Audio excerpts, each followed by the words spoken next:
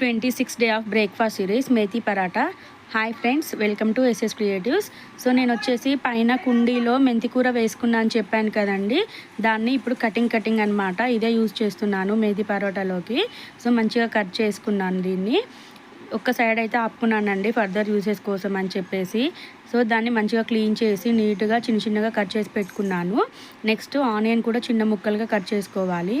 గోధుమ పిండి and next వచ్చేసి సాల్ట్, కారం, అల్లం వెల్లుల్లి పేస్ట్, నువ్వులు, జీలకర్ర, గరం మసాలా అండ్ పసుపు ఇవన్నీ మనము గోధుమ పిండిలో వేసుకొని మిక్స్ చేసుకోవాలి.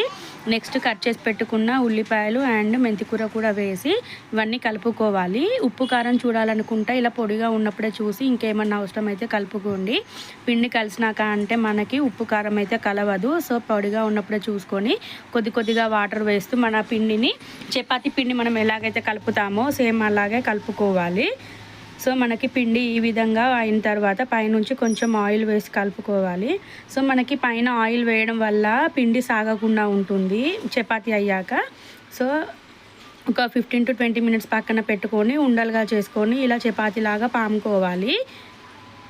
సో ఫ్రెండ్స్, మీలో ఎంతమంది చేస్తారో మేథీ పరాటా కామెంట్ బాక్స్లో కామెంట్ చేయండి.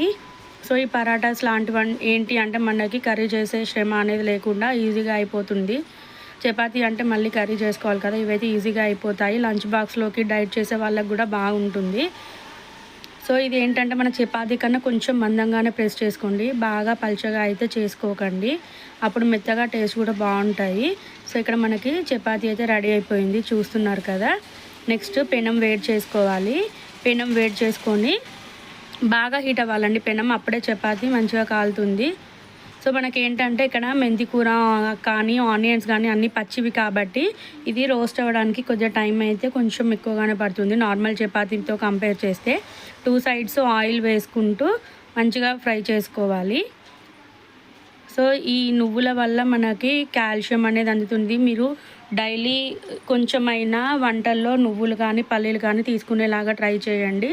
మెయిన్ ఎవరైతే లేడీస్ 30+ ఉంటారో వాళ్ళైతే కంపల్సరీ డైలీ నువ్వుల యూసేజ్ ఉండేలాగా అయితే చూసుకోండి, హెల్త్కి చాలా మంచిది.